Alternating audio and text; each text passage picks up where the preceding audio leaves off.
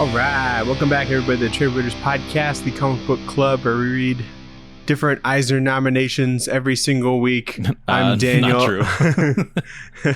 Every single week until the Eisners. I'm Daniel. You're Nathan. We're brothers. We read comics. We read Eisners. Comics. Eisner noms. Yeah, we read the books anyway, even though the Eisners won't let us participate in judging. What we should have done is try and guess who'd win, and then read those? Read the nominees that would lose. And then once the Eisners happened, then we read the winners, So wait, so that read who we think would lose? Yeah. And then read the winners? So we have more content because we're not going to read the losers after the fact. That's true, I guess. So we read the winners after the fact. We don't know if the things that we're reading are going to win. I think the Cole's probably going to win. Probably. So that knocks out 5 already. Yeah. Shout out Kelly Thompson, by the way. Speaking of us reading Eisner comics every week, we also read them badly because we messed up a part of the book. She had some things to say. Yeah, she had some things to say. She responded to us. She was very nice. And it was cool that she listened. And she really listened because she was like, you guys should watch Dunkirk. It's pretty good. Or I should watch Dunkirk. Because I think you've seen it, right? Yeah. Yeah. I saw it in the theaters. So she's talking to me. So Kelly, if you're now a regular listener, I haven't watched it yet, but I will. But yeah, shout out to Kelly Thompson. I hope you've she been nominated tweets 100 times, so that's pretty freaking cool. Chances are she's gonna get at least one. I think you should get one at least for It's Jeff, the silent shark Marvel comic book. I think she should get best writer and then best limited series for the Cole. Yeah, she also told us that the artist was with her on Jessica Jones. Right. Yeah. So we'll have to check that out as well. Definitely. We got different time codes in our description, Nathan. We got the book, which is Shazam, Meet the Captain. And then we got the Back Matter Matters and the poll list, but we start with the news.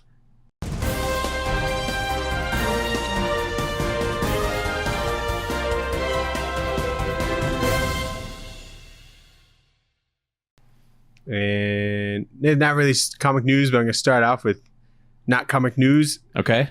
I guess Spaceballs 2 is happening. What? Yeah, did you see Spaceballs 1? The first Spaceballs? I love Spaceballs 1. Okay, good. Just checking. What do you mean? I think we've seen that together many times. Probably, but I think most of my memories of it is watching it with friends. Really? And you're not my Didn't friend. Dad show us? No way. Dad's not that cool. How did we find it then? Our friends. There wasn't even streaming services back then, It's not like we just happened upon it. We'd have to go to Blockbuster or some shit to go. The homies had it on DVD. He 100% showed it to us, I think. But Spaceballs 2, let's think about that for a second. Who's going to be, what is his name, Barf? Because John Candy's not alive anymore. Oh, no. Who's going to fill the shoes of John Candy? Chris Farley. Oh, I got bad news for you. I don't know. I guess it's just that it's That's just because Jack Black or something, or maybe they wouldn't even do that original crew. They'd do but it's the second one.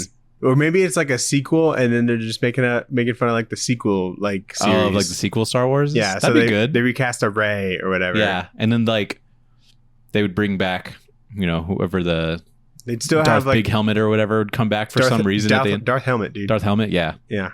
So good movie. Mm-hmm. I should rewatch that.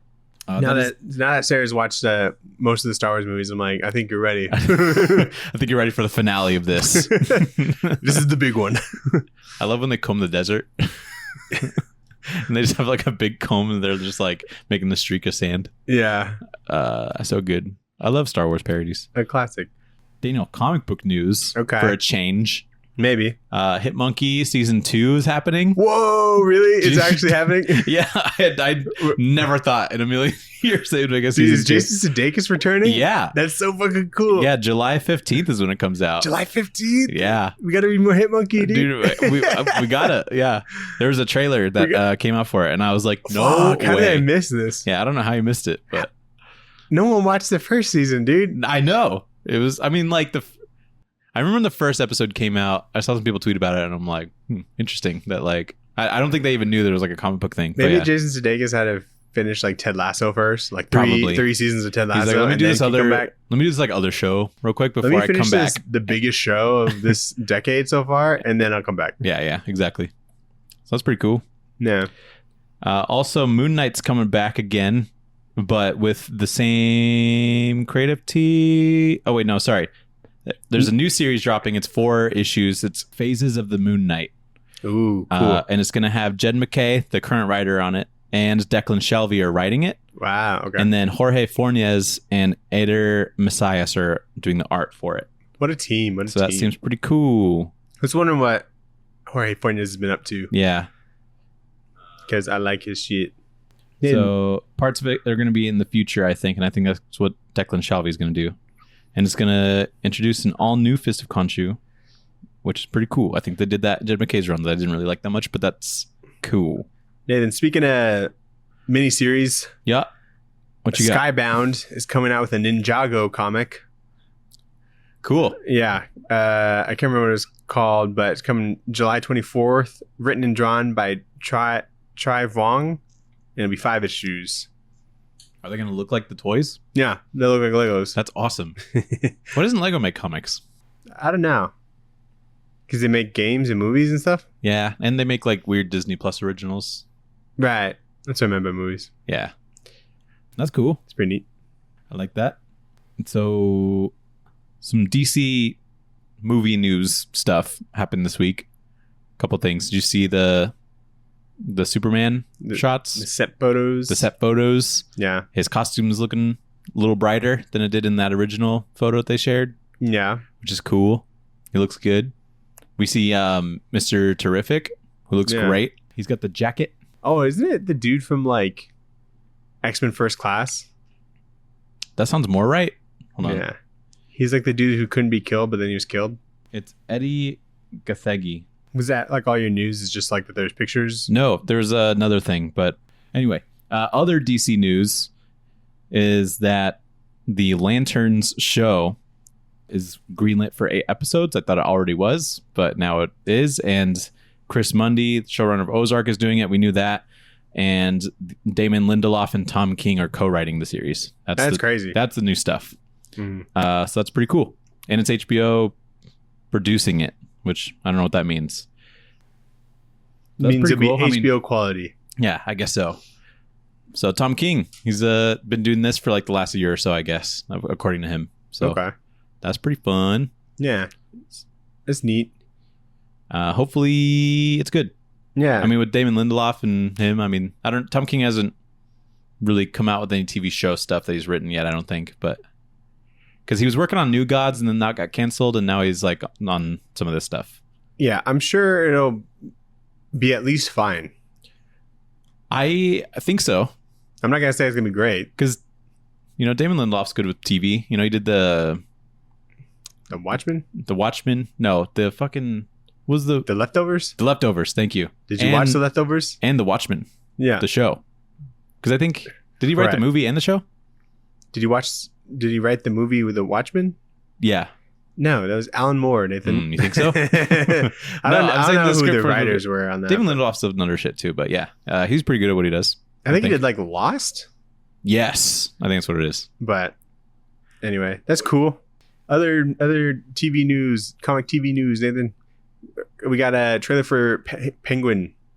Yeah, I saw that. Yeah, looks neat. It does look pretty good, actually. It's just like a sequel series, which is cool. Yeah, I thought it was going to be like his rise or like how he got fat or something. But yeah, how he started waddling or whatever. Yeah, where he got his freak ass nose. It like starts with like just normal Colin Farrell, and then he just gets fatter. The flashback series is just Colin Farrell.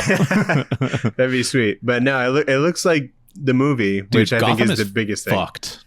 Yeah, Gotham is crazy. Like everything's like 4 feet underwater. And I'm like, how do you even begin to like fix that? I don't know. Do you like fix the wall and then you just get like a vacuum, like one of the vacuum like sucker things, and just shoot out the water? Like I don't even know how you fix that.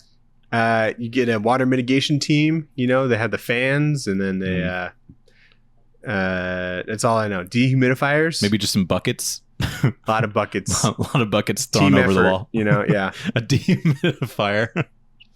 If everyone, that's pretty humid. If everyone grabs a bucket, it works for like an hour. I'm sure. Be done in no time. Yeah, exactly. And in other trailer news, we got Batman Caped Crusader. Yeah. Did you look at that? I did. Yeah. Pretty sweet. There is going to be an on-screen debut of a villain created by Kevin Smith and Phil Hester called Onomatopoeia from their Green Arrow run. Ooh, which is kind of cool. Finally. Yeah. I don't know who that is, but I saw like Kevin Smith like tweeted that, and I'm like, that's pretty cool. Phil Hester's getting a W. Did they show like what he looks like or what they look like? He looks like the Question, but if he was all black and he has like a target circle look on his face. Yeah. I was like, who's that guy? I think he said like boom, and then it was like he like shot a gun. Cool. I don't like that's kind of cool. I love a faceless man, Nathan. You know, the Question. Rorschach. Fucking other examples. Morph sometimes. I don't know. Penance. Yeah. All right. Or dead. No, I guess dead. I'd say Deathstroke. Deathstroke, yeah. Yeah, eyes count. Anyway. So that looks cool. I didn't realize Ed Brubaker was like the head writer on that. Did you know that? I did not know that. I just knew that it was Bruce Timm and J.J. Abrams producing it, but I didn't know. I think we might have known that, and then I just forgot. But that's cool. Yeah. He's good at what he does. Right.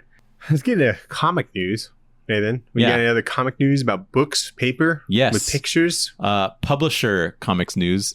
Image Comics is announcing the start of a potentially new tradition called the Image Select Retailer Award.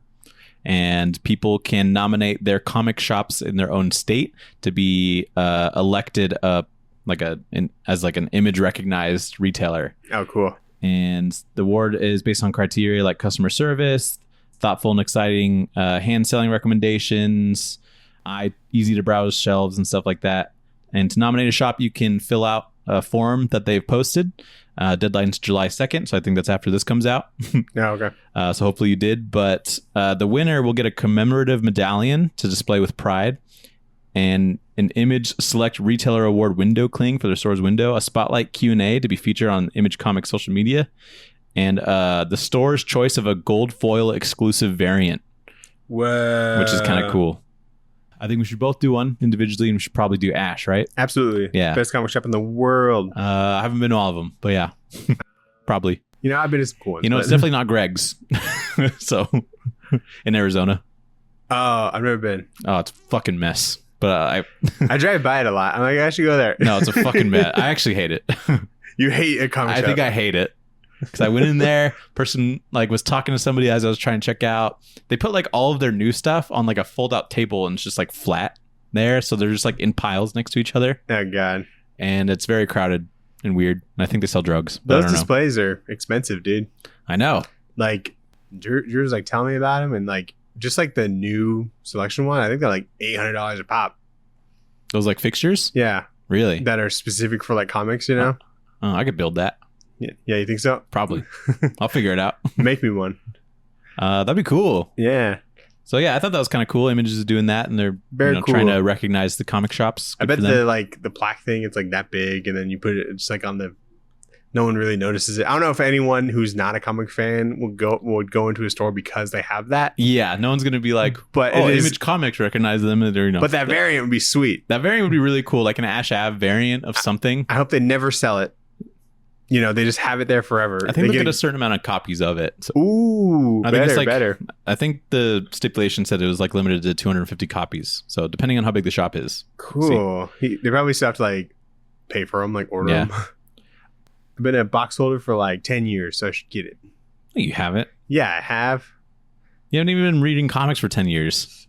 9 years ish. And then you were going to that other spot. Before we had to go to Ash. That's right. But then it closed down. Yeah, and it closed down. 8 years, probably. That seems more accurate. That's a long time. It's a pretty long time. Yeah. Nathan, Charles Soule ending his Star Wars run on issue 50. Has he started that one? From 1 to 50?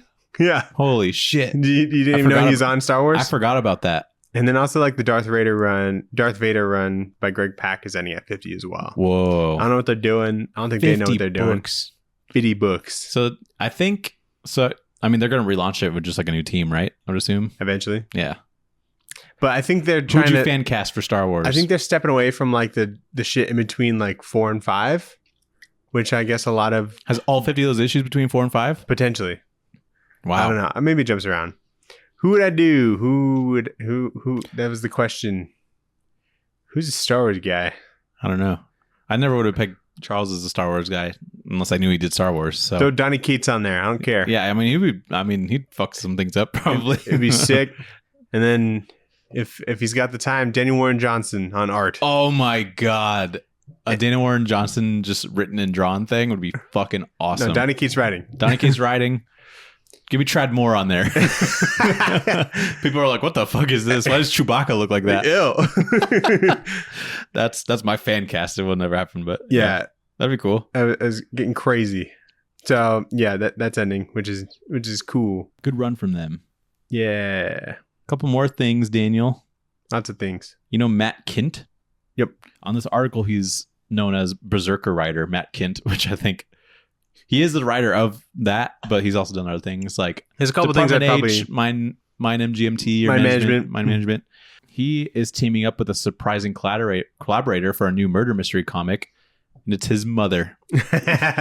So Matt the Kints, Matt Kint and his mom are writing a book called Guilt Frame, which is pretty cool, and it's described as an eccentric and electrifying crime thriller starring the most unlikely detective duo in the history of murder mysteries.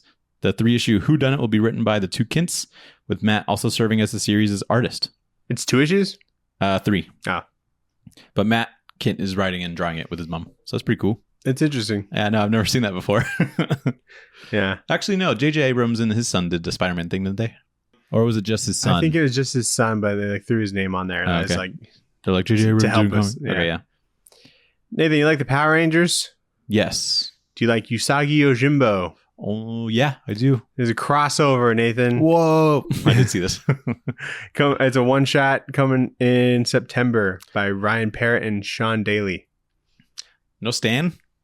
He's doing like a variant. Okay, good for him. I'd be down for like a miniseries for this. I don't know why it's gonna be a one shot. Yeah, I don't know if they really have the synergy for this kind of thing. I don't know, but it's like the Power Rangers that have like swords, Okay, sure. It makes it cool. Yeah, okay. That's or fair. like the Samurai Power Rangers that they had for a bit. Do they not like Zord into like Big Zord? I don't know either. I imagine. Give me Usagi Godzilla. No, it's stupid. It makes no sense. No, it'd be cool. What's the storyline? Give me. It would be like Usagi if he was in like Dark Souls and he has to like do a lot of dodging and shit around. Give me Usagi Planet of the Apes, Nathan. Usagi Planet of the Apes wouldn't be bad. It would fucking rip. I think so. I don't know. I thought that was neat, and I'll probably just get it just because. Yeah, I think it'll be good. Yeah. Mm-hmm. I mean, as good as like a one shot can be. Yeah, for sure. You like celebrities who shouldn't do comics? Yeah. There's a Ronda Rousey graphic novel coming. Oh God. It's called Expecting the Unexpected, and it's clearly Ronda Rousey as like an agent or something, and she's pregnant, and it's drawn by Mike Deodato Jr. Whoa, isn't that insane? That's so bizarre. Isn't that so weird? How does she know who Mike Deodato Jr. is? I don't know. Who's putting that out? Who scouted Mike Deodato Jr. for this? Wait, who's the publisher? AWA? AWA? Cool. That's crazy. Isn't that weird? I gotta buy it. I have to.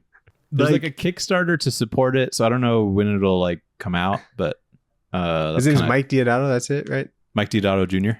Mike Deodato Jr. That's pretty good buying power just for me, because I always consider everything that he does. Yeah, 100%. That's crazy. It's not just the weirdest news. It's very bizarre. It's just like she's like, I don't know. It's strange, but. Nathan, do you like comic biographies? I don't know. Wow. Have we done one? I guess. I think Mouse is technically an autobiography. That's true. Or no, it's about his dad or whatever. But anyway, Titan Comics is coming out with Jimi Hendrix, Purple Haze, coming out August 13th, which is written by like Jimi Hendrix's sister. Okay. And Mellow Brown, art by Tom Mandrake. Where have I heard that name? I don't know. Does that ring a bell for you? Yeah, it does. I'm gonna look it up. Okay, thanks. I wrote it down. I'm like, oh yeah, I know that. Tom Mandrake. But anyway, I think musician comics are always really cool, and it like the cover, it looks pretty like trippy. I think it's pretty difficult to pull those off. Oh, it looks cool. It looks cool, right? Yeah. I assume he did the cover, so I'm sure the interiors will be good. Yeah, looks good. Very interesting. I think it's hard to like make music work in comics, so I'm interested to see. I don't think it works the same as like a biopic does. No, definitely not, because like you can't hear anything. But I think you can get like more psychedelic with it. Like it seems like they're going for here, so that would be interesting at least. Yeah, they're mostly just like stories. Yeah. about their lives and stuff. Yeah, pretty much. Any more news from you, Nathan? That's all I got. Alrighty. What book did we read this week? We read Shazam, Meet the Captain this week. It is an Eisner-nominated book for Best New Series. Probably. Fact check me on that. And it is by Mark Waid, who wrote it, Dan Mora, who did the art. Best continuing series. Oh, okay. So Mark Waid and Dan Mora are the storytellers. Alejandro Sanchez is the colorist. Troy Pateri is the letterer. That's kind of... Is that weird? Like the storytellers thing? No, I like it. And we're the storytellers. I think... Not fucking Alejandro. Like, no, not the colorist. He's not telling any story there. He's not creating any context with the mood of or anything. No, I think it's fine just because if you are, a creative team like maybe like Donnie Cates and Ryan Stegman or whatever, you could probably, the artist is probably like, I want to draw Venom with like dragon wings. Can you make that work or whatever? And then they like kind of collaborate on how that works. And it really feels like here, Dan Mora was like, I really want to draw dinosaurs a lot. Right. Like a lot of dinosaurs if you could. So let's figure that out. Yeah, as many dinosaurs as you could possibly figure out. Yeah, and he's really good at drawing them. So I'm glad that they're in there. Yeah. But this is not a book that I would expect to be nominated for an Eisner. Mm-hmm. And I'm not saying that it's bad. I think it's like pretty fun, actually. It's probably my favorite Shazam thing to come out in like the last 5 to like, I don't know, the whole time I've been reading comics, I guess. Yeah, because he seems definitely pretty underrepresented. Also, he like is different in this Dan Mora because he's like more emotive, I think. Like Shazam's making some like pretty silly faces and stuff in this sometimes. I think that, and I think he's good to play into like the juvenileness of Shazam because he's still like a kid. Yeah, I agree. And that's Dan Mora like doing Dan Mora stuff. Yeah, totally. Like he does the Dan Mora. I think he might be like my favorite artist right now because hard to beat. I read the newest World's Finest this week and he fucking crushes it in that too. Mm-hmm. Consistently. I don't know how he does it. And I'm really excited for Absolute Power, which is the same creative team. Right. It's got like the Mark Waid like craziness and like fun to it. Yeah, I agree. But I don't really see that like get Eisner nominations too often. Did World's Finest get nominated? I don't know. I don't think so. Okay. But yeah, it is like good, and I think this is what like comics should be. Yeah, totally. If like maybe there's like if you don't know what to do for a story, you could at least make it like fun like this. Yeah. This does have a story to it, and it's pretty like cohesive. And this is like a good trade because it like felt like it wrapped up in like the couple issues that it had while still being ongoing. I don't know if I'd call it like a winner just because like pretty tough competition, it seems. Yeah, 100%. There's a lot of, I think what normally wins is the stuff that kind of pushes like boundaries and like or pushes in the limits of like what comics can be. For sure. And this just feels like a very fun run of like this character, which is cool. And I'm glad it got nominated because I think Dan Moore is probably a big part of that, maybe. Yeah. Because I think Mark Waid pretty consistently does this with like a lot of comics. Yeah. So I think just like their collaboration like together really elevates this to like, I don't think I would enjoy this as much with any other artist. Yeah, true. So I think, if it wins, then that's cool. Sure. There's it really credits Dan Mora being really good at drawing big buff men. There's a lot of big buff men in this. And I'm like, wow, that guy's really buff. So that's cool. I like that there was a lot of pages that were really light on dialogue, you know, which is nice. It's kind of like a page break almost. Mm-hmm. And so let's talk about the bad thing about this book real quick. Hold on. I don't know if I would like get as far in this series if we weren't reading it. Yeah. Like I got through like the first one or whatever. And then like the next couple is just like, I think I would have, my normal reading intuition would have stopped me. Yeah. Just for all the other competition that's out there for sure. Yeah. What's the bad thing, Nathan? How fire it is? No, not anything about what they did. Is how it's about how they're trying to change Shazam's name to the Captain. Oh yeah, that's a big one. So forcefully. When I said how fire it is, I was talking about like the Generation Alpha like or Gen Z like forced dialogue. Oh, some of that isn't as bad as some of his other stuff. I'll say that. What, is that in like World's Finest? No. What do you mean other stuff? I think, was it him writing Champions? I think it was him. Did he do Champions? I think he did Champions. Okay. I'm almost positive. And that's like an all kid cast. And here you have like gods and stuff, and they're trying to speak like pretty smart or whatever. Yeah. And in dinosaurs, and it's like you can't really judge how a dinosaur talks. Right. But I think he does pretty good in this. He says like sus at one point, and I'm like, okay, he used that correctly, so that's good. Yeah. It's just funny to like think about an old ass man. The Tawny, who's delightful, by the way. I met him last year. It was incredible. He's very nice. He's nice if you give him compliments, but was he not nice to you? He charged for signings. Do you know how long he's been in this fucking business, Daniel? He earns it. I guess. He earned it. So, like when Shazam and Freddy are talking like Tawny Tiger or whatever, talking Tawny or whatever. Yeah, talking Tawny. She's like, dinner would be. They would be. I said dinner would be ready at 6, and then like Freddy's like, bet. I'm just I thought that was fine. I'm like, nah. It is hard to hear. Like, it would probably be better to just be like, okay, cool, or something like that, where it's like you can't really or great or sweet. Yeah, not like he does say fire in this. And I'm like, ooh, I don't know. It is always funny though to try and be like, it puts a different lens on it because we know like it's hard to be so like he's like. Yeah. He's been around. I think we just have that bias knowing that he's like also the guy that wrote Kingdom Come 100 years ago. Right. So it's anyway. I love Mark Waid though. So I like him. Do you think he was forced to make? I think so. Shazam the captain. 100%. And then someone calls him Cap. I'm like, get the fuck out of here. I know. I'm like, there's no way you try to force that because that is clearly the jurisdiction of Captain America. Yeah. It's like if you're trying to make this stick.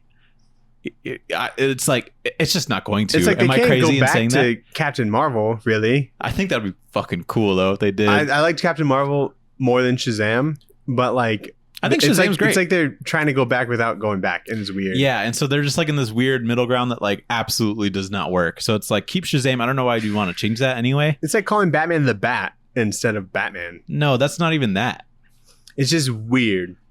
It just feels. And it's not going to stick. I know it's not. There's no way that they're going to come out with another like Shazam book and call it the Captain or whatever. Yeah, it just doesn't fit this character who is a child that is bestowed the power of gods, and he's like riding dinosaurs and shit. Like that's not the Captain. Are there any books you can think of where there's like a title that's always the title, but the main character is not what the title is? The title's like Detective Comics or something.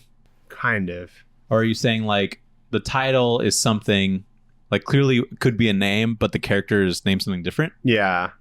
Like Wolverine sometimes just goes as like Logan.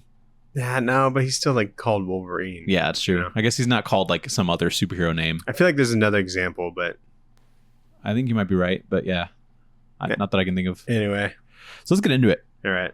So it starts with Shazam riding a dinosaur, and he rides him off a mountain accidentally, and he has to save him. And only for us to find out that these are an alien species of dinosaur that crash landed on Earth. So Shazam like has some tea with them, and then he helps them out by throwing their UFO out in space again. After he repairs this UFO. After he repairs the UFO. This intergalactic item, this vehicle that he's never seen. He fixes it with magic. Yeah. I'm like, what? He's a mechanic of technology he's never seen before? He's a magic mechanic, yes. Yeah. Definitely not expecting this kind of opening, but it is super fun. And yeah, so this is one of the examples of him being like super expressive in his work. He like takes a sip of their tea and it's clearly like not good, and he's doing like these like very exaggerated faces. Very fun because you don't really see that in like World's Finest or Klaus or anything like that. So I think he's got good range. Other dialogue issues I have. Okay. He's like, have you ever taken a civics class, Nathan?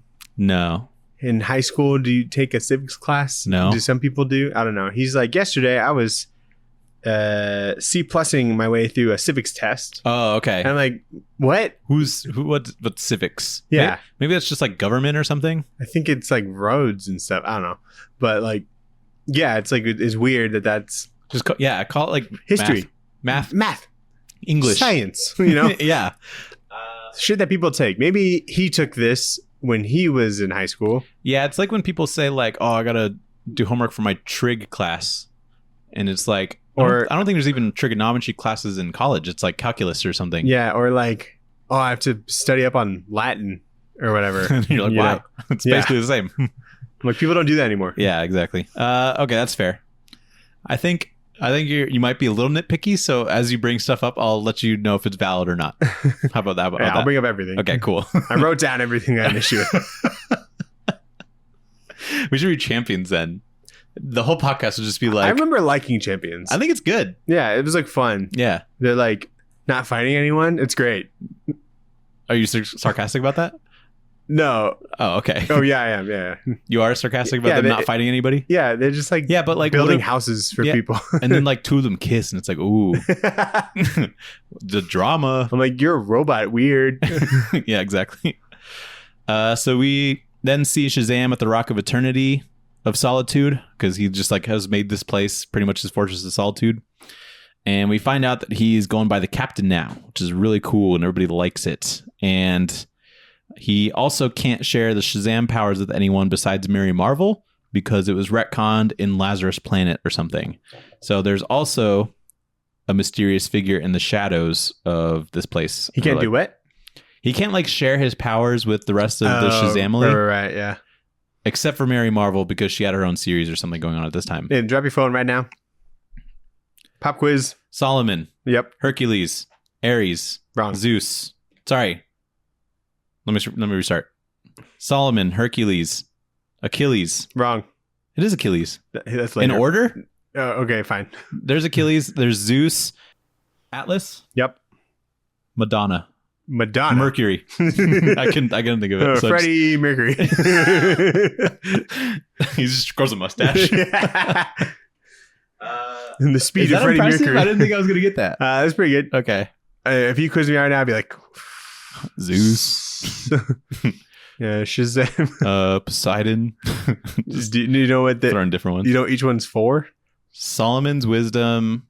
Mercury's for speed. Zeus's big buff man with thick thighs. You see his thighs later on in this? Yeah. It's awesome. But I don't know. What is Zeus? The god of gods? Power. Yeah. Hercules, strength, probably. Yep. Achilles, like strategy or something. Wait, does this say? Yeah. I'm looking at it right now. You're good so far, except for strategy. I don't know about Atlas and Achilles, to be honest. But the other ones, I think I got. What do they do? Atlas is stamina, and Achilles is courage. Those are dumb. Who needs courage to be a hero? Who needs that? Yeah. So anyway, he's like been collecting trinkets and stuff as he's been Shazam and just keeps him in the Rock of Eternity. He's got a bowling alley. Don't know where he got that from or who put it there, but that's pretty cool. Is it like a giant bowling alley? I think. Because he's like throwing that fucking... It's like a huge bowling ball. It's like bigger than him, yeah. Yeah, there's like 6 lanes. Who are you doing that for? Because it's like, if you invite your friends over, they're not bowling big-ass balls like that, you know? So this is only for you. He only invites like soups over. Yeah, I guess so. And yeah. the other Superman. Yeah. Black Adam. Yeah. Mary Marvel's a baddie. Did you see what she looks like in this? It's awesome. So then That's what she normally looks like, right? Yeah, but I don't know. Something by the way Dan Moore draws her feels a little bit different. Okay. So Billy goes off to be a regular kid at school, and we see that he has his Shazam Fancast Report website. He's kind of like Peter Parker, but like his own blog, I guess. He's like Gossip Girl. Yeah, but like for Shazam stuff. Right. One day he saves a group of people from an earthquake, and Shazam uncharacteristically snaps and he lashes out at people recording him, but he doesn't know why he lashed out. So it feels like someone took over or whatever. And that's how this issue ends. It's because like, the woke media, Nathan. The woke media is trying to cancel him. He's sick of it. For saving people from an earthquake. Yeah. That'd be so funny if they went that direction. He finally broke. Yeah. Yeah. Starts just going crazy. So yeah, not a like great cliffhanger. I don't think it's just like, okay, you got a little angry, you know? Yeah. Being a superhero is probably stressful. Here's a caption. If I can be the world's mightiest mortal, which is fire, why would I ever turn back into a kid? That's bad. You can nitpick that one, which is fire. He put like a comma, like the I don't know, like grammar, but like a whole statement. He like stopped his sentence to say, which is fire. Comma. Which is fire. Comma again. He had to interrupt himself. Yeah. And then the bet part with... Yeah, I think it's better if you just take that out. You know, actually, one of the things that I kind of always look at are like internet comments. And there were some in here where I was like, that's not what internet people say. I think it's like later on in this, though. I like this page of like the outline of Billy Batson, and there's like a bunch of like stuff that Shazam does inside of it. Yeah, that's a great page. That one's interesting. It's so cool. With the bolt in the back. The bolt in the back. Talking Tawny's here as well. He, she. I think it's a he, right? We should probably look it up real quick. Yeah, let's do it. But they're like cooking. Him. Okay. So he's in here. He's cooking. I guess he's like dressed like he's wearing like a suit. Yeah, he's like ready for work. I can't imagine he's like got an office job, so I don't know why so I assume he just like helps around the house, maybe? It's like Alfred. He's always dressed to the nines, even though he's only at home. He could be doing that work in like basketball shorts. That's true. Alfred but a tiger? I like that. Yeah. See, Shazam's great. Issue 2, Daniel.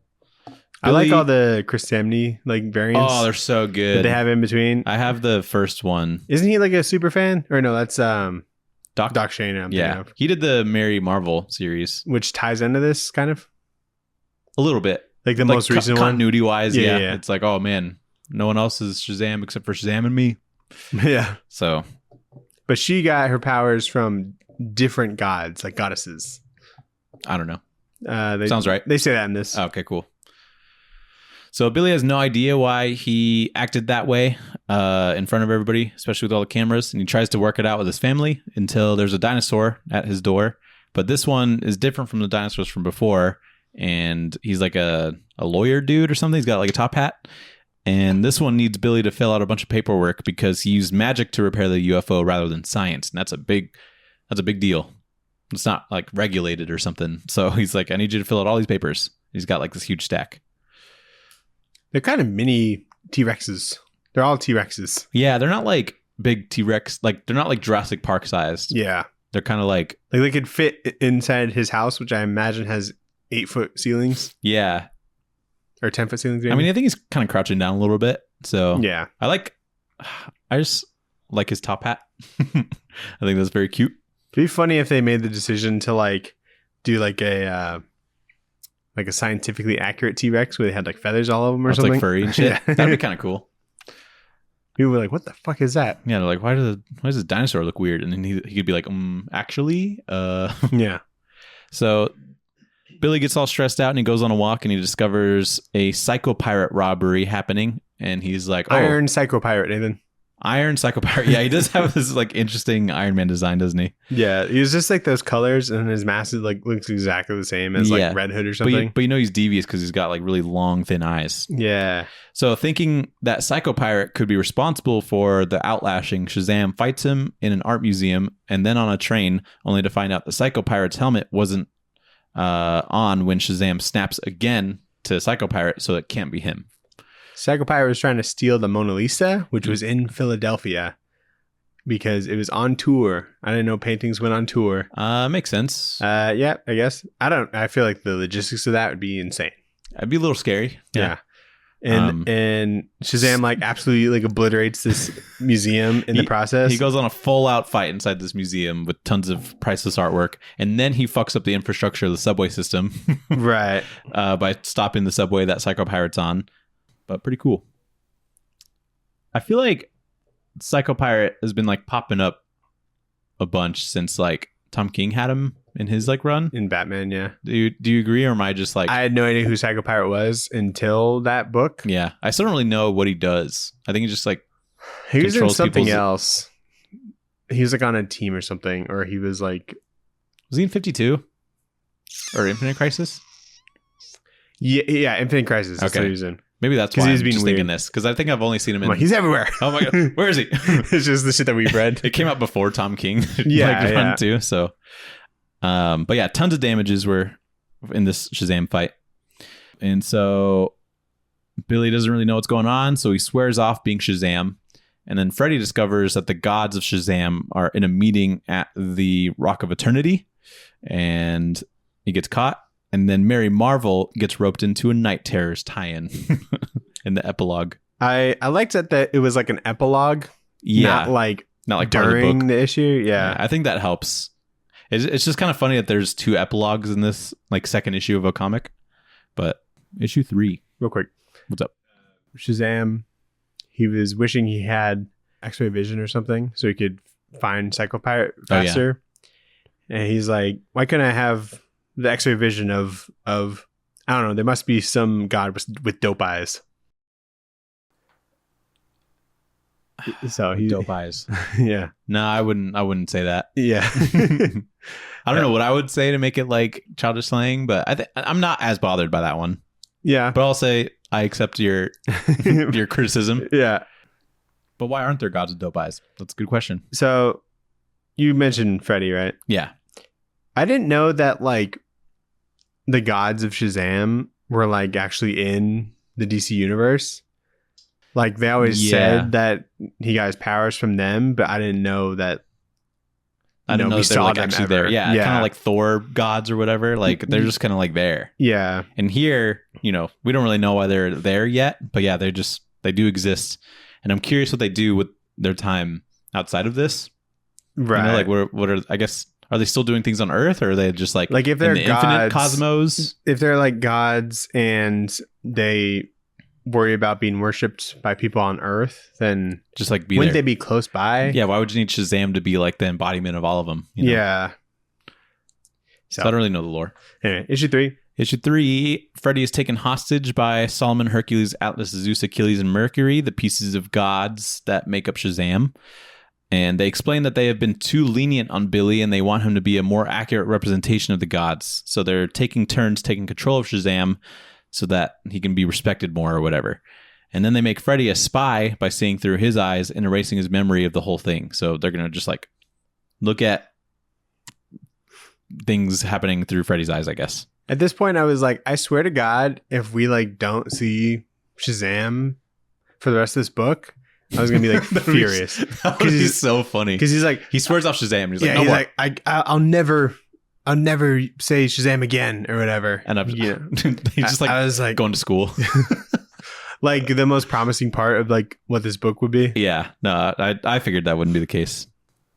So yeah, this is when I was like, God, Moore is good at drawing rip shirtless dudes. Because look at Zeus, total beefcake.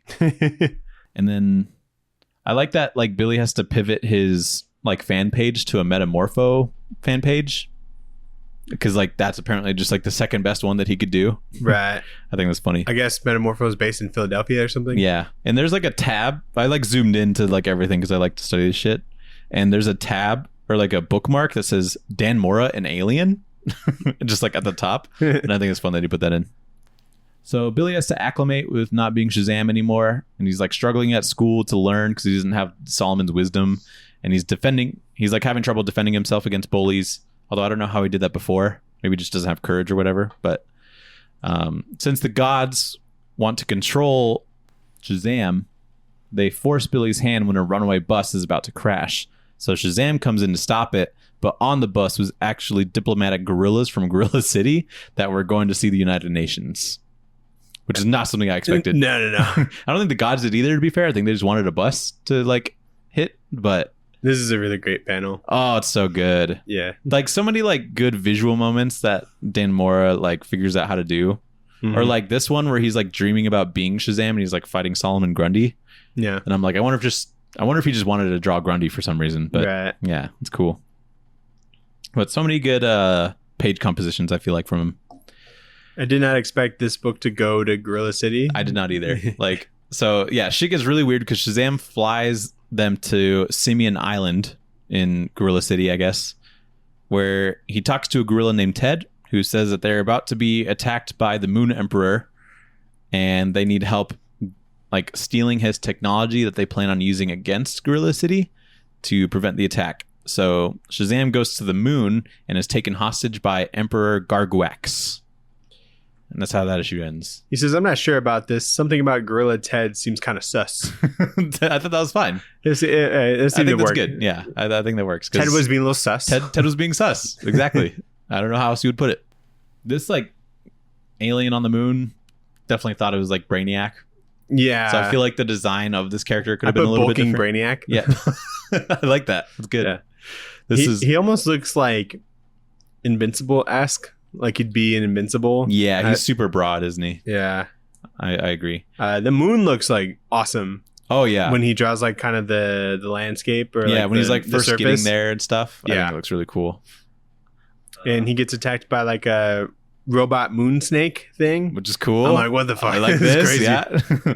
Yeah. It's such a drastic change of direction and story from the beginning of this issue where he's like, I'm not going to be Shazam anymore, to at the end when he's like flying a bus full of gorillas to Gorilla City and then flying to the moon to get captured by some metal snake on the moon. Yeah, it's like a side mission within a side mission is crazy. It's like insane how like the direction of what you thought it was going to be of just like no more Shazam, I guess, to like now we're on the moon. Yeah. It's very funny. Not just a completely Philadelphia-based story. Yeah, exactly. They're probably like, we got to get out of here stat. So in issue 4, Shazam explains why he's there, and Gargoax is like, you're not talking about Ted, are you? And he's like, yeah, I was talking about Ted. And he's like, God damn it, Ted. He like for some reason knows Ted specifically. So Shazam then gets introduced to Zazala, the queen bee. That's not Beyonce. That's not Beyonce. But she is hot enough for Zeus to like take over and riz her up until Billy turns back into a kid because he gets scared. Isn't Zeus like the god of power? You think like Achilles, the god of courage? Yeah, but I think he's like going to play. I think he's sleeping around most of the time, and because Zeus be fucking. He do be fucking. Yeah, and like I think it's funny that this idea that Zeus is like a horn dog, like he sees some super hot chick and he's like, all right, let me take over. But like, what is he getting out of this? Let me drive. Like, what is he getting out of this if he's controlling Shazam kissing this girl? If he seals the deal, they get to watch. Yeah. Like, is he just like a long distance cuck or something? Like if he is like, because Billy was clearly like, oh my God, I'm about to have like my first kiss with this weird bee person. Yeah. And so I was just like, I don't know what Zeus is getting out of this, but it's a funny idea. So they're like, whoa, you're not Shazam, you're like a kid. So they try to hunt him down. But while they're hunting him down, the gorilla militia shows up and they start fighting because they're like, we got to go to the moon too. Which is pretty sweet. I do like the gorilla militia. I specifically like this page where it's a bunch of gorillas in spacesuits and there's like a big war going on. Awesome. Where's the Dan Moore Planet of the Apes book? Dude, I would lose my fucking mind. Do you remember those covers in that Planet of the Apes book? Yeah. It was all Dan Moore. He did all of them. He would fucking crush it. Real good monkey drawer. Real good at drawing gorillas. That'd be so sick. Even like a mini series would rule. Yeah, it would be awesome. Give him a crossover. There's a bit where, what's her name? Zazla or something like that? Zazla, yeah. Zazla is like, who are you, handsome? And then she's like, don't worry, I don't bite. I sting. And I'm like, oh, best line in the book. That is pretty good. I do like that. I sting and then it kills me as well. So maybe we shouldn't. Right, yeah. I can only sting you once. Did you know that when bees like ejaculate, they die too? I saw a video. Not the same as stinging? Not the same as stinging. No, it was like a video of like a bee mating with a queen bee and then he dies after. So he like mounts him and then they like fall to live off. For yeah, now. I guess the best moment of his life has ended. The best nut, the post nut clarity there is just him dying. He's deadly. He goes to the light. So the god Solomon controls Freddy on Earth, asking the rest of the Shazam family for help. And then he also gets the dinosaur involved because he's still there trying to figure out the paperwork. And then on the moon, when Billy is found, he is like hit through a wall and he gets sucked out into space where he can't say Shazam to save himself. And that's how that issue ends. There's a bit where like Zazla is mad at like Gorgorax or whatever his name is, and like turns him into like a bug. Yeah. And turns like other people into bugs. Is that something she can do? I don't know. I've never seen this character. Neither have I. It's like, makes sense, I guess. Yeah. I feel like that'd be more annoying to like get rid of your enemies though. Yeah, now you can't like catch them. Yeah, it's like trying to catch a fly and you're like, where'd he go? I have a question about the Shazam powers. Let's talk about it. Because I think I can still talk in space. Like if I had a breath, even though you can't hear it, because like space is a vacuum, right?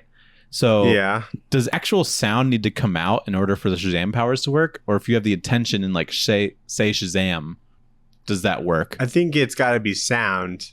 Does it have to be sound so like Zeus can hear it or something? I mean, you're kind of exhaling when you're saying stuff, you know? Yeah. And there's also like in the vacuum of space that also vacuums up like sound, Yeah. you know? But I'm saying like if I was in space and I say Shazam, even though you can't hear it, can you still turn into Shazam?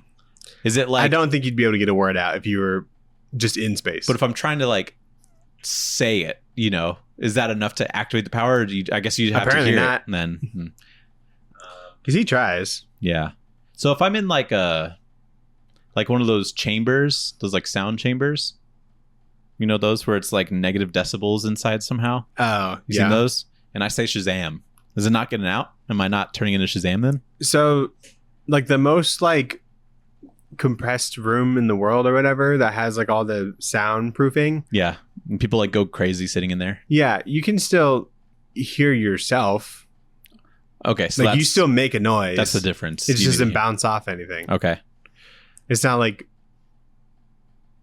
it's not like just because you're in there it doesn't make any noise. Yeah. Okay. I think that's fair. Because like, I guess if his mouth is covered, he can't like turn into Shazam. It's not like he could just think turning into Shazam, I guess. Yeah. So I guess that makes sense. Because there'd be a lot of situations he could get out of by just like thinking. Yeah, and that's kind of like a main plot point for a lot of his books. Yeah, is like he's like unable to say something, or like he doesn't have a mouth anymore. Yeah. Didn't we read something where that happens? I don't know. Maybe that thing with the bone writer, Jeff. Oh, Jeff Smith. Jeff Smith. Yeah. Some magic person probably took his mouth away or something. Yeah. Also, my question is, what did Solomon think that Freddy was going to do to like help out with this whole situation? Yeah, they kind of brushed that off. Yeah, like Shazam is on the moon, and they are not on the moon; they're on Earth. So it's like, what is Freddy supposed to do in this situation? Yeah, aren't they able to like see everything anyway? Yes. Why would they need Freddy as like their eyes? They needed someone's help in this situation, or Solomon did. And like, I couldn't get to the moon if I wanted to, you know? Yeah. So I don't know what he's expecting like Freddy to do. I just think it's very funny. Well, that was like before he got to the moon. No, he's asking for his help like when he's on the moon. Oh. So anyway, issue 5. Billy's out in space. He's getting real cold and freezing. Is that a thing? Do you like freeze in space? Yeah. Remember Guardians 3? Those are the only references of like freezing in space I have, is like anything in Marvel and then this. And so I'm like, it must be true, right? Yeah, because like you're like closer to the sun. So you think like the sunlight. Yeah, isn't it hotter? I think that needs to be like an ecosystem. For you to experience hot? Yeah. But if you get close to the sun. It's pretty hot. Yeah, you can still feel heat through space. That's how we feel heat. So I don't know. Well, no.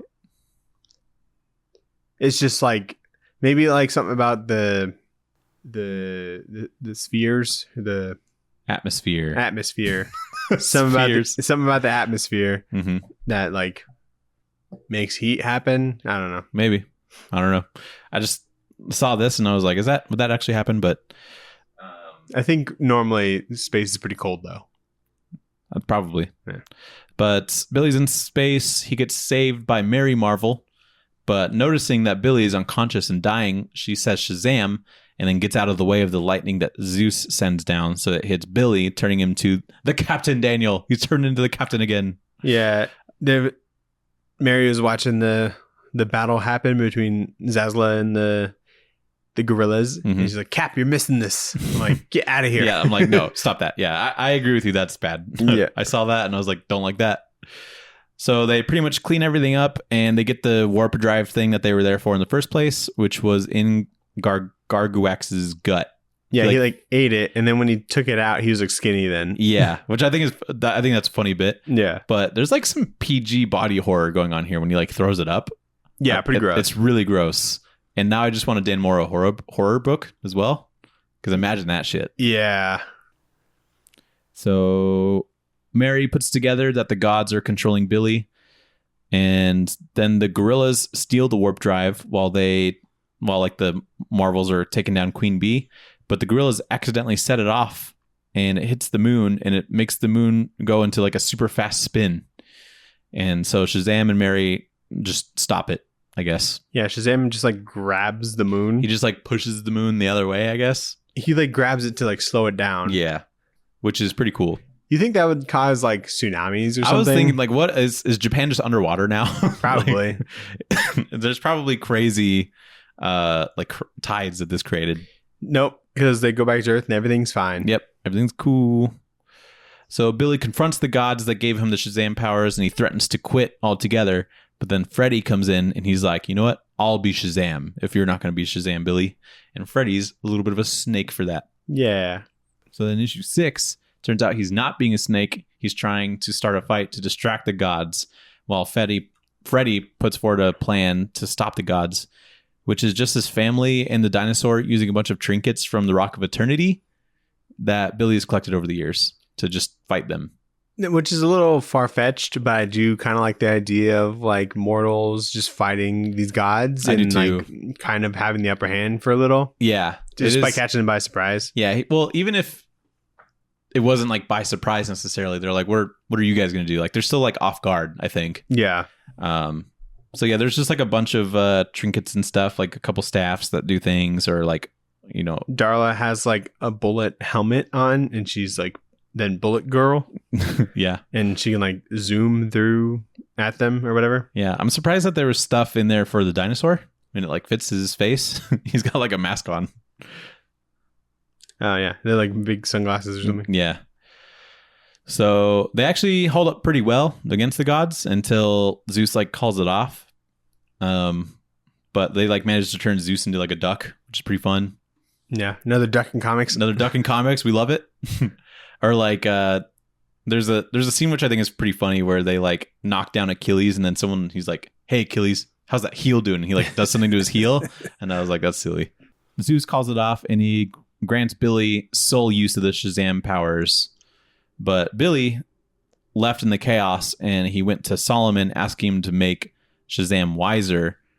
So Solomon gives all of his wisdom to Shazam, making it so that the gods can't control Shazam anymore. And then Shazam then tells the gods that if they want people to respect them on Earth, respect is to be earned, and they should just live as people and do good on Earth to like earn their respect or something. Right. But they're like, no, I don't want to do that. I'll just leave you alone. And then they just like leave. Yeah. Which is a cool idea. I feel like that kind of relates to like Thor God of Thunder, where there was like a bunch of different species on different planets that like had their own gods and stuff. That gods that like weren't answering. Mm-hmm.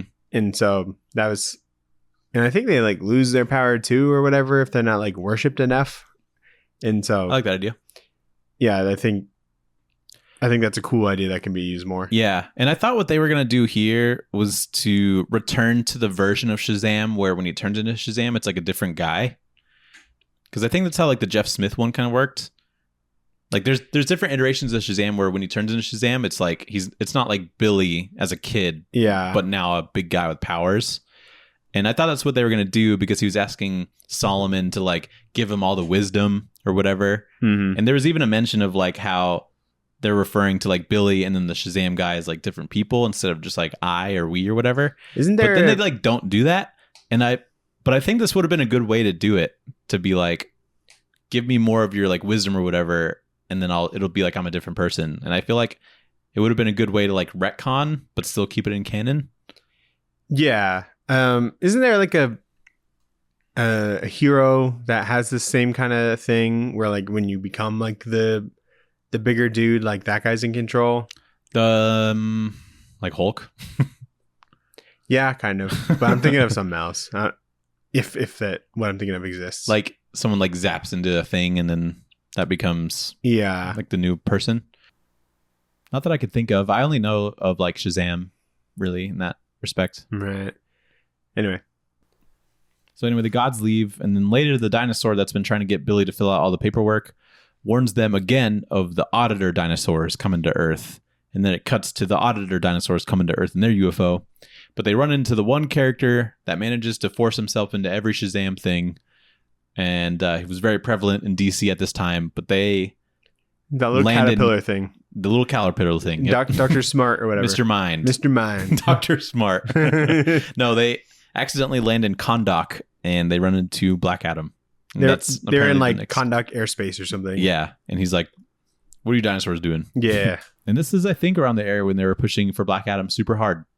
So, yeah, around like the movie or whatever. Yeah, that sounds right. Because this trade just came out on like the 5th, I think. Oh, did it? Yeah. Okay, because I think the series itself is on like 12, or it's done. Yeah, it's like 12 or something. Yeah. So far, I think it's just ongoing. I don't know how the fuck.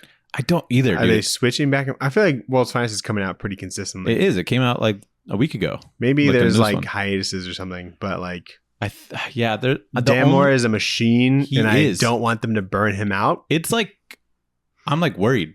Yeah.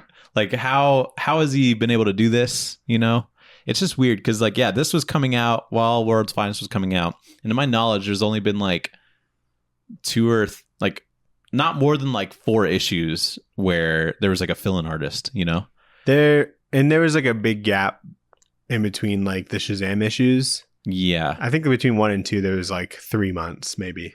Yeah, because I think that's when Night Terrors like started, and so there was like a little bit of a gap. But yeah, it's still like the math doesn't add up in there. Also, he's doing like colors and stuff, like, or covers all the time, and now he's doing Absolute Power. And to my knowledge, World's Finest isn't ending, so yeah, I don't know how that's all going to work, but it's pretty cool. Yeah, he's the GOAT. So I'm glad that like when it seems like he's stretched thin, he's able to still produce some pretty good work. Yeah. So let's get into Back Matter Matters, Daniel. Alrighty. Back Matter Matters. There's nothing. No back matter at all. So that's kind of shitty. I would like to see some Dan Mora back matter. Some Dan Mora pencils. Some Dan Mora pencils. All his cool. Dino designs. Yeah. I want to see like the different designs for the dinosaur with the top hat. Yeah. He probably just like did that though, to be fair. He's like, this seems cool. And he just like draws that. Yeah. So that's always a bummer. That's kind of like one of the best parts of having a trade. Yeah. That's why you get a trade, is to see some of the, you know, how the sausage is made. Yeah. But that is not the case here. So Daniel, do you rate this an Eisner or an Eisno? Our rating system for our Eisner books. As far as a winner and not winner, I'm going to probably give it a not winner. Yeah. An Eisno. I think it's going to be an Eisno as well. I don't know if it'll actually win. But let's see what the other books in the category are real quick. Birds of Prey by Kelly Thompson. Okay. Nightwing by Tom Taylor. Okay. Bruno Redondo. Transformers, Daniel Warren Johnson. Ooh. Wonder Woman, Tom King. Okay. And Daniel St. Pierre. I do think one of the other ones will win. I don't know which one it is. I hope it's Transformers, but it could be Birds of Prey because people are really liking that one. Right. I think Transformers might take this one. I think so. But we'll see. Mm-hmm. But not to say the book's bad. I think it's great. So yeah, it's a good time. If you like World's Finest right now, Shazam is right up that alley. Just different characters. Pretty much. You know, Mark Waid will probably always write, and he I wouldn't say he's like staying like updated, but he always is putting out like just good comics. Mm-hmm. You know, he knows how to have a good time in comics. So but with that, let's get into the poll lists. Shove it in your box. The poll list, what did you shove in your box? Light week. Mm-hmm. Very light week this week. Did you even pick up anything? I'm going to get Rare Flavors number 6, which I think is the finale of that book. Okay.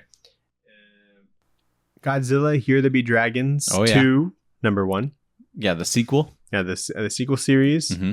And I think Animal Pound number 4 came out. It did. Okay. I picked that up. All right. What else you got? I only got Animal Pound 4, and I was like, I don't want to just pick this up. So I picked up Zatanna number 1. The book by Mariko Tamaki and Javier Rodriguez came out. Yeah, I didn't even know about that. And the cover looked really cool. Yeah, it looks really cool. Did we talk about that? We talked about it when it first came up in solicitations, I think. Okay. Because I saw it and I was like, oh yeah, it's out now. And then I flipped through it and I was like, looks great. So I picked it up. Nice.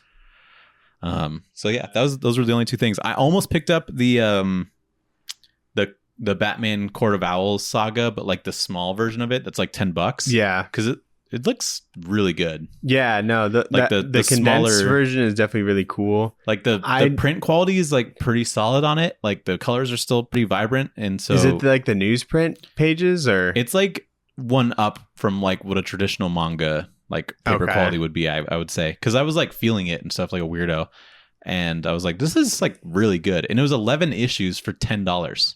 Yeah, and that's like the best part of like that run. Yeah, I think.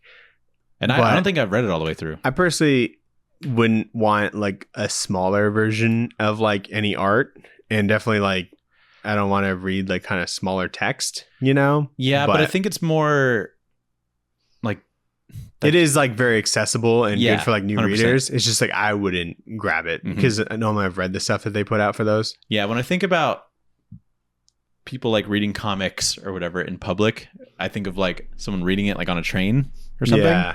And I feel like manga or manga-sized like comics are easier to read on a train. Yeah, definitely. Because if you have a big floppy, you're like trying to fucking hold it with two hands, and it's like a little bit embarrassing. I still do it in public anyway because I'm a weirdo. Yeah, definitely better for like on the go kind of things. Yeah, 100%. But I almost picked it up, but I didn't. Nathan, I did go to Zia while I was waiting for my oil change appointment.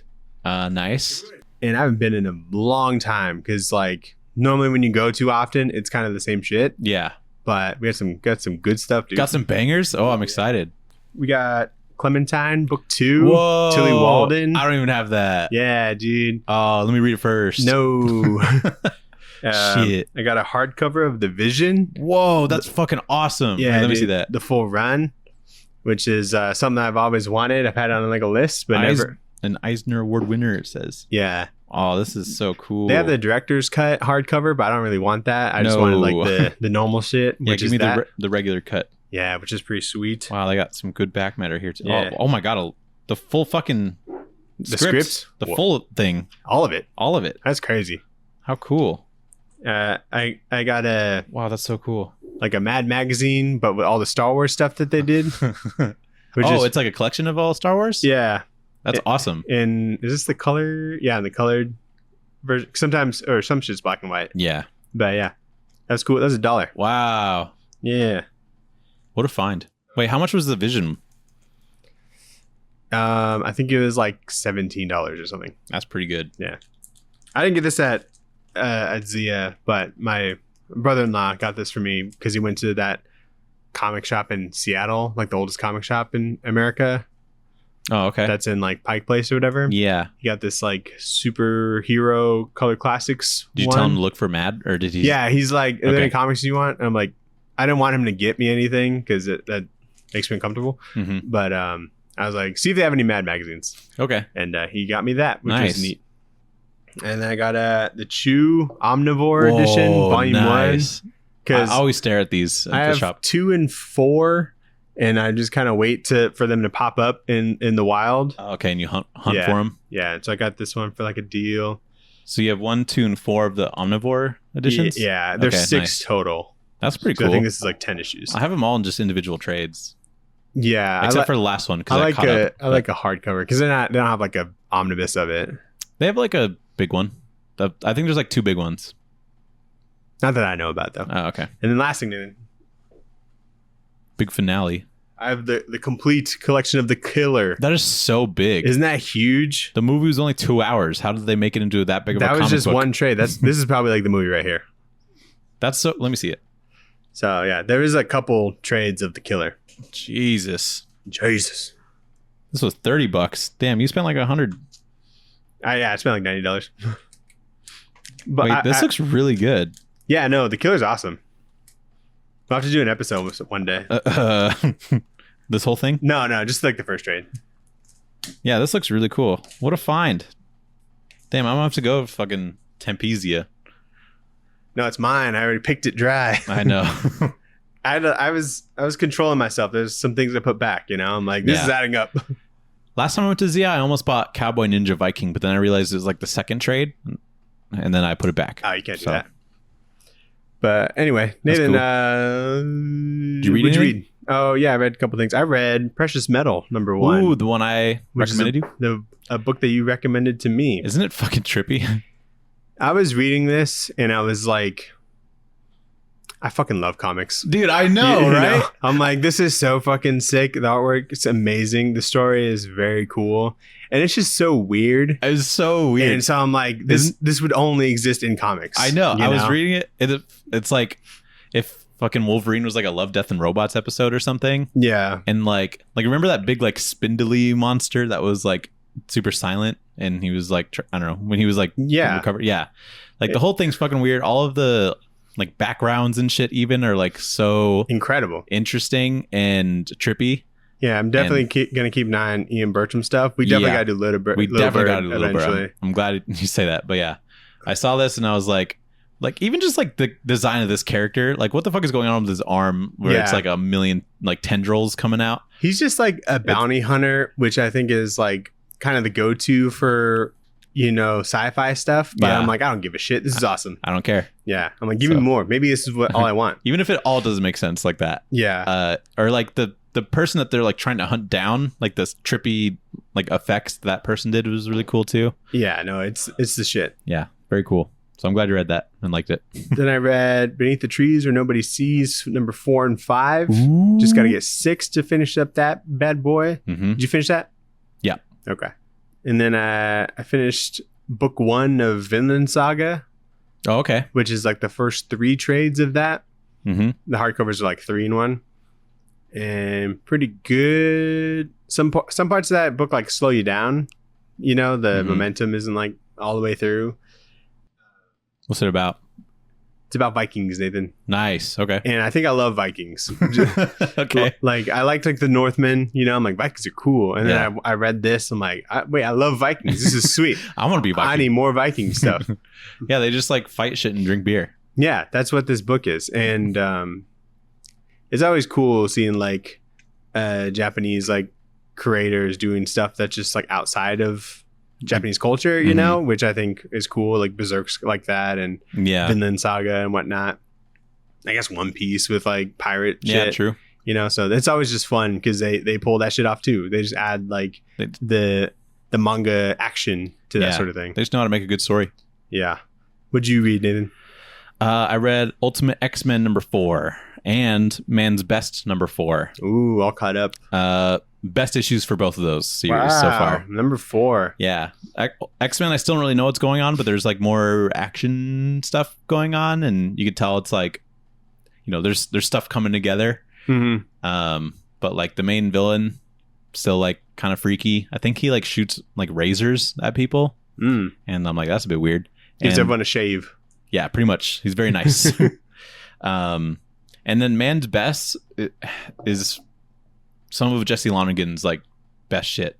Wow, that's crazy. Maybe not in like how he designs like the comic book page, because I still think that like Hedra and like some of his in Planet Paradise, he like is a little bit more creative when it comes to that. Yeah. But he's like coloring himself in this, and he does like such an interesting like coloring process in this. I can't even like really describe it, but it's really good and unique. And then he has like alien designs in this that are like really abstract and like crazy. And there's like a couple super detailed panels from him, which is really fun too. So it'd be a little bizarre to see someone else color Jesse Lonergan. Yeah, but it feels like someone else did. I had to go check and make sure that he was like the one coloring, because I was like, this is different from how he normally does it. Because normally he's like leaning into like flats a lot, it seems like. Yeah. In this one, it's still kind of flat, but like the flats themselves have like little touches of like geometry on them that are like different colors. Okay.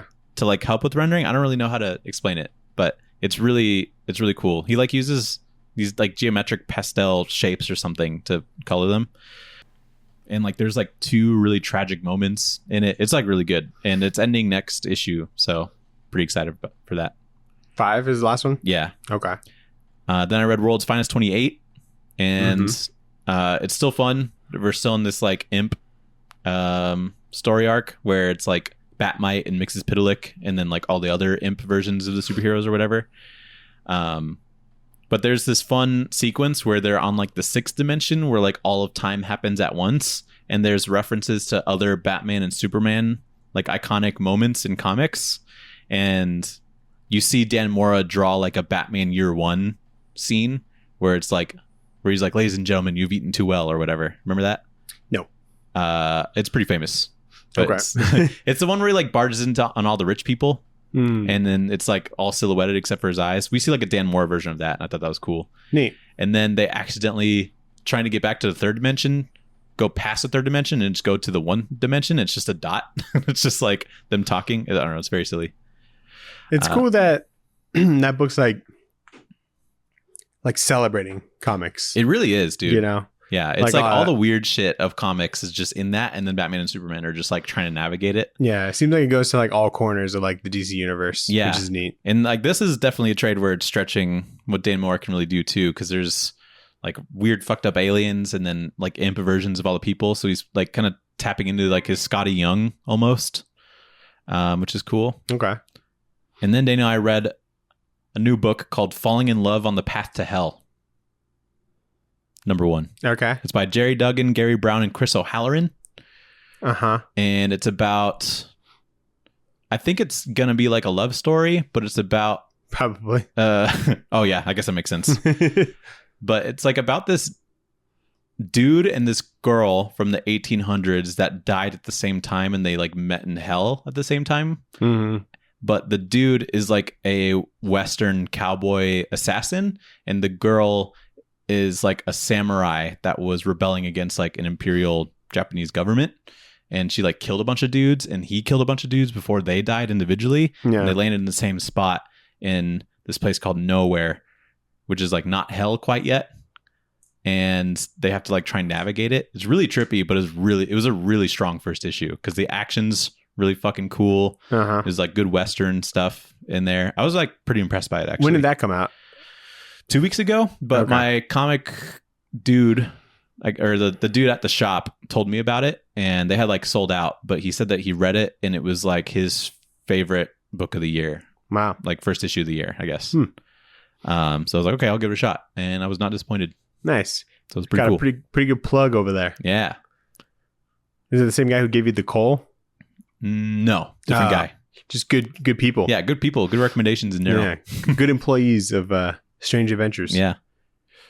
Did So you, that's everything I read. did you watch anything new? I watched Inside Out too. You did. Yeah, I watched it yesterday. Did Sophia want to see that? Yeah. Okay. She was like, "Do you want to go see this movie?" I was like, "Yeah, that sounds fun." She's like, "But you're already seeing a movie this weekend." And I'm like, "I could see 2 movies." She's like, "What if we see it today in like an hour?" And I'm like, "That sounds great too." Yeah. She was like worried that I would say no to that. And I'm like, "No, let's fucking go." I'll see 2 movies in a day. I don't give a shit. Yeah, I know. Exactly. And then I told him I told him that you used to go see movies like by yourself. And she's like, "Wow, what a weirdo." Going to movies by yourself is sweet. I've only seen one movie by myself, and I think it was Black Panther. When I had the AMC Stubbs A-list, I saw like 3 movies like a week. Yeah, that's what I was telling her. I was like you didn't just go even all the like time. buy like drinks and popcorn. I like would just bring my water bottle, my Hydro Flask or whatever, and they just let you bring it in. Yeah. Watch it, go home. Yeah. That's because like the theater was like less than a mile from my house. Or Yeah. It sounds fun. my condo. Mhm. You don't have to convince anyone to see anything. You just go. Yeah. Dom's kind of like that now. That's in to where like I never really have to convince him to see anything because normally shit I want to see he already wants to see. Yeah. You know. So Do you want to see Long Legs with him? yeah. Okay, cool. I want to see that movie. Are you asking me to watch it with him? I want the 3 of us to see it. Okay. Yeah. Or I want to see it with you. There's like 6 like horror movies coming out like this summer, like alone. Yeah, that sounds cool. Yeah, I'm excited. That one caught my eye, and people are saying it's supposed to be good. So Yeah, people seem to like it a lot. And but it's not how I Nick guess. I don't know how Cage it in works. it, dude. Yeah, and you don't even see him in the trailer. I know. So that's how you know this movie's actually good because he's probably doing something fucking weird in it. Yeah, But anyway, I saw Inside Out 2. Much Pretty different movie from Long Legs. yeah. It's pretty good, dude. I imagine I was like, that thing has been crushing the box office. I know, and so I was like, it must be like pretty good. Like 2 weeks, it's at like 700 million Yeah. or whatever. I'm like, Which Jesus I didn't Christ. think it had legs like that because Well, like I like the first first one's one. pretty beloved, I think. Yeah, and I like the first one. And kids, they don't have school or whatever, you know? Yeah, that's true. Actually, that's a good point. Kids movies just kind of crush normally, Yeah, I probably. feel like. So, But I didn't know how I was gonna feel about it because like the thing I remember about the first one is Bing Bong. no Bing Bong in this one. No Bing Bong in this or one. is there? He's still dead. Oh, no. So like I didn't cry during this movie. Sophia did, but there wasn't anything like Bing Bong level in this. But they like do a really good job expanding on like Inside Out lore. Yeah. Like exploring the brain and shit. And like as the main character like hits puberty, there's like different things going on in the brain. Mm-hmm. And so they kind of like expand on that in like really creative ways actually. And they're like teaching me how like emotions work, you know, like things will happen and it's like a development, like something new comes in and I'm like, wow, it makes a lot of sense. Does Tom Cruise play Adrenaline? No, but that would be really fucking funny. I saw like character designs for emotions that didn't make it into the movie. So there was supposed to be like guilt that was like in this, but it didn't end up making it. But like the new character design's pretty good. The story of it was like really fun. And what'd you rate it on your letterbox, Nathan? I don't have a letterbox, Daniel, Dude, but make a letterbox out of 5 stars. I think it's pretty close to the first one, which I think is really good. I don't know specifically yet, but I'll make a letterbox. How many stars, Nathan? 4 stars? Dude, 4 stars, yeah. 4.5 maybe. 4.5. Wow. Yeah. Is it the best movie of the year? No. Okay. I like Furiosa. I like when people shoot each other with guns, Daniel, and there's none of that in this. I like when people are parasailing and throwing explosive spears. Yeah. But it's like, it seems like it'd be pretty good for like teaching kids like emotional intelligence and stuff like that. So that's good. I like it. I like it a lot for that reason. Sweet. Would you watch? I watched this new show called Presumed Innocent. Okay. It's on Apple TV Plus, and it's got Jake Gyllenhaal and Ruth Negga and other people, and it's about Jake Gyllenhaal. He's like not the district attorney, but like below that, a lawyer. He's just like a lawyer for like the government or whatever. Okay. And his like colleague is murdered, and she's murdered in the same way as another, like an old case. Okay. But they thought that they put that guy in jail. Like he is in jail. Mm-hmm. But with like the same kind of murder. They're like, what happened? So they're like, oh, maybe we got the wrong guy. Yeah. And he's put on like her case. But what he doesn't tell. Does it show? It's a show. Okay. Continue. Yeah. The only 4 episodes are out. I don't know if it necessarily has anything different than any other like whodunit kind of thing. Like police procedural kind of thing. Mm-hmm. But it's fucking incredible. Is it on Apple? It's on Apple. Okay. Sounds like an Apple show. Yeah, I love it. It's awesome. And so he's put on this case and is trying to like help figure out like who did it or whatever. But what he doesn't tell the district attorney is that he had like an affair with that woman, which adds like a lot to that. Yeah. And every episode just like more and more stuff is like revealing itself. Revealed about that. And during that, the elections for district attorney were going on, so that district attorney gets like voted off, and some other guy is doing it, and now Jake Gyllenhaal is like a suspect, like the prime suspect. Oof. Yeah, and it's awesome. That sounds cool. Yeah, I think it's very good. Nice.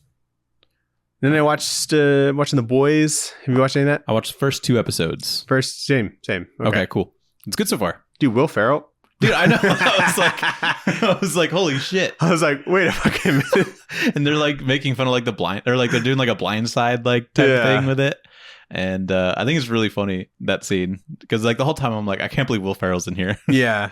I don't really want to talk that much about it, but I just think it's a funny little thing. You know how they're in like that hotel or whatever, and there's like that sauna scene? Yeah. There's like a build up to that, and Sarah was like in the room like watching it, and I'm like, I apologize in advance for whatever's about to happen. And then it's like the human centipede thing. Yeah. She's like, what the fuck? I'm like, I told you. Yeah. I didn't like, I thought he was just gonna like have gay sex with like some other dude, but no, it was like 5 other versions of him. Yeah. That whole scene where he's like replicating, but he's like naked. I'm like, this makes sense, but I don't like it. Yeah, yeah. You know? It was very gross. Yeah. That guy was in Supernatural. He played God. And I thought it was funny. You know who else is in this that was also in Supernatural? Jeffrey Dean Morgan. Yeah. He's in here for some reason. He's doing something. He's just a part of the CIA or whatever. Yeah, he knew Butcher before he was part of the Boys. Back in the day, yeah. Yeah. He seems like a very Boys. natural fit to like put in the show. Yeah. So a lot of Supernatural alum in this, I guess. Yeah. So I'm trying to get caught up on that. Yeah, same. I should be hopefully caught up this week, but I had finished season 1 of House of the Dragon and watched the first episode. So What'd you think of the first season overall? Pretty boring until the end. Wow. Okay. Because it feels like it was just like a lot of. It just seemed like less Game of Thrones than Game of Thrones. Like it took out all the cool shit of Game of Thrones, which is war and like dead people, like fighting or whatever, and like White Walkers. But White Walkers didn't even come in until like I know, but there's still like war and like other shit going on. But this is like all just politics, and then I think that's what I like about it. Which I do like politics. I think this show really hones in on like politics actually being interesting, but just not in the frame of like current politics, which I don't really want to think about. Right. I think they do a good job of doing that, just like Game of Thrones does. But once you settle into like a situation, they like make a time jump like 3 years, and it's like, okay. Yeah. And then they do it again, but it's like different actors, and I'm like, okay. Let me like get settled in. Confusing, and then they do it again, and it's like, okay, now Rhaenyra has like 6 kids. Mm-hmm. And I'm like, fuck. And so I guess I didn't really like that, but I think they were just trying to set up. Like the first season feels like all set up, but like you still need to be aware of like kind of what's going on. So yeah. I will forgive it if this season's a banger, which so far seems pretty good. Yeah. Just off the first episode. I love that show. Yeah. And then I watched a movie called The Watchers, Nathan.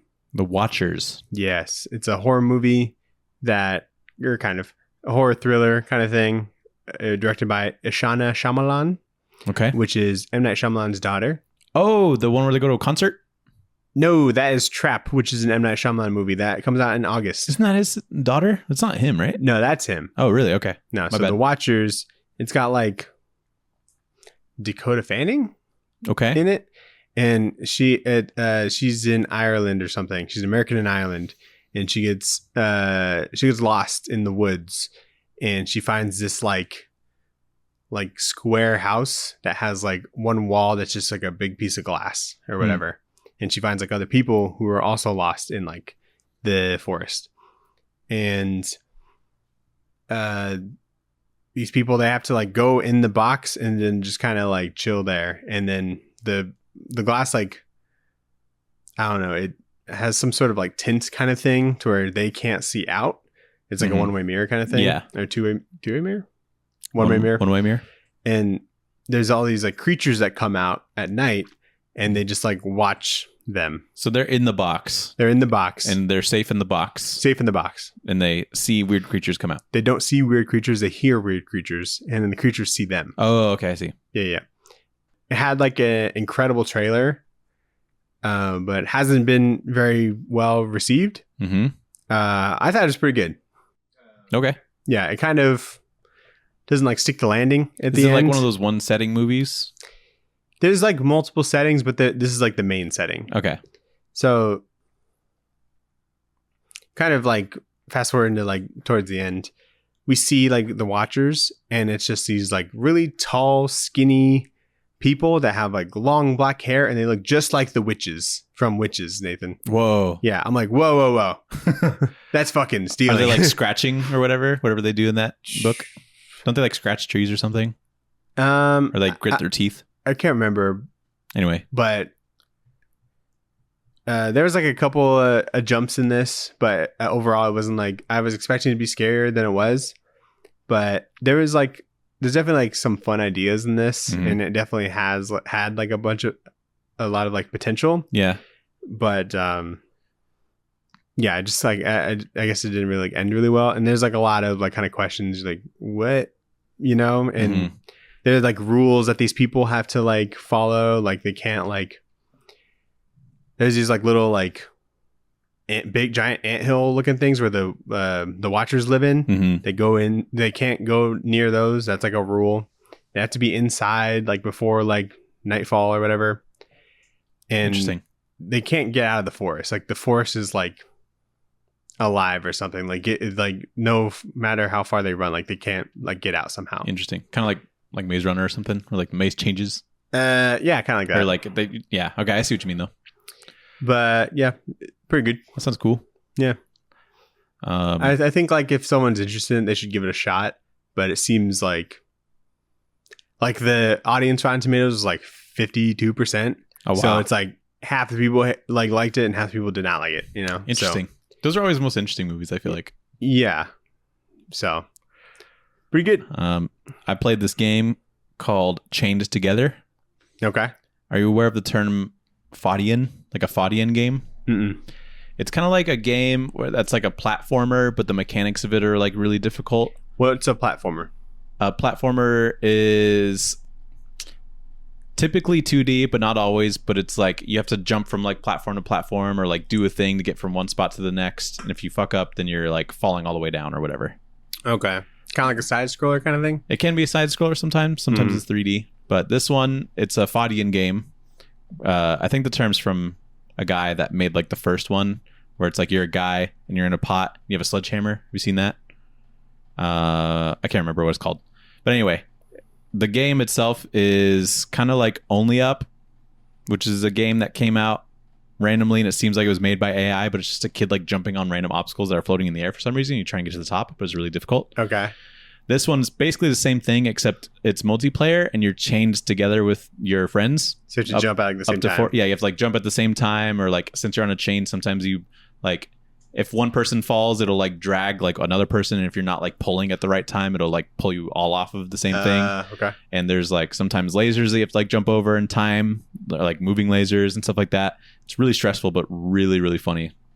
So I just had a good time playing that. It just came out. It was like $4 on Steam.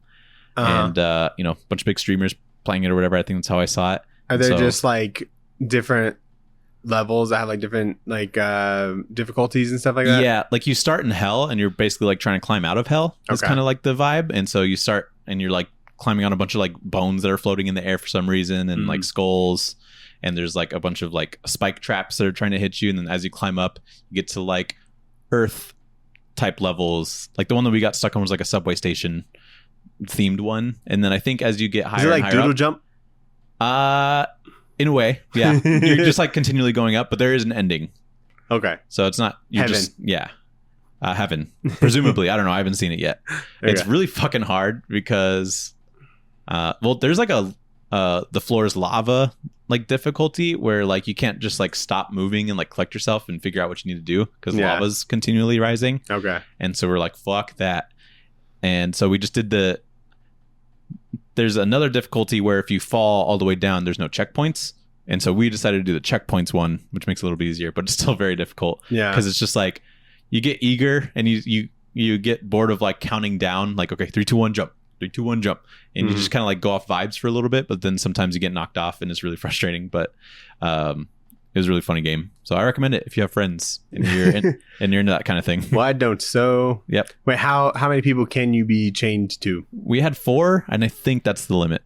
Okay. Like 4 total. That seems nuts. It was really funny though. And like maybe one other person. And then we would like make different people be like the leaders. And so it's like, okay, Emily, you're the leader now. And she's like, no, I don't want to be the leader. We're like, well, you're gonna be the leader now. You tell us what to do. And so it was pretty funny. But yeah. That's everything. Alrighty, Nathan, what are we going to read next week? Good question. What are we going to read next week? Nathan, we have Hit Monkey coming out, apparently. Oh, yeah. Hold on. I don't know if there's a good Hit Monkey thing other than what we read. I think we read the only Hit Monkey thing, but we can look. Let's check again, see if there's more. Have they come out with any new Hit Monkey? We read the Daniel Way one, yeah? Yeah. Yeah, no more Hit Monkey. Yeah, that was it. Okay. People aren't into it. Nathan, we haven't read any Best New Series nominees. Okay. So what do we got? Beneath the Trees doesn't have a trade yet. There's Black Cloak by Kelly Thompson. We just read a Kelly Thompson thing. Okay, fair enough. Somna, that trade hasn't come out yet. So there's Local Man and Phantom Road. Oh yeah, I forgot Phantom Road was nominated. Mm-hmm. You've read both of those, right? Or no? I haven't finished like the first trade's worth of Phantom Road, but I have read Local Man. Okay. I kind of want to check out Local Man. You do? Okay. Yeah, I think that'd be cool. Yeah, I was going to just leave that up to you. Yeah. I like Phantom Road. I'd probably give it an eyes no, though, so far. Yeah. Even though it's good. It's like good Gabriel Walta stuff. I think the story's a bit strange. Beneath and I the think Trees Local will probably Man, take this one. I hope it does. I think that if it doesn't, that'd be nuts. It'd be a big upset. But I don't know. Maybe I'll love Local Man because it seems like it does some pretty good stuff. Yeah, Local Man's a lot of fun. Seems like a good commentary of like the superhero genre. So yeah. Yeah, let's give it a shot. Local Man. Cool, sounds good. Up for an Eisner. By Tim Seeley and Tony Fleeks. Tony Fleeks. From Image Comics. Yep, I like it. Sweet, sweet. So that is the show. Yeah, thanks for listening. Thanks for watching. Check out the Linktree. Check out the socials stuff. Like, comment, subscribe. Give us 5 stars. Let us know if you like the name The Captain for Shazam and how much you love it on a scale of 1 to 1,000 million. How much you like The Captain. Yeah, which of the 3 Billy Batson names do you like? Yeah. Shazam, Captain Marvel, or The Captain? Everyone's just going to say The Captain. Rank them. Rank them. Yeah. Well, anyway, thanks. Bye. Bye.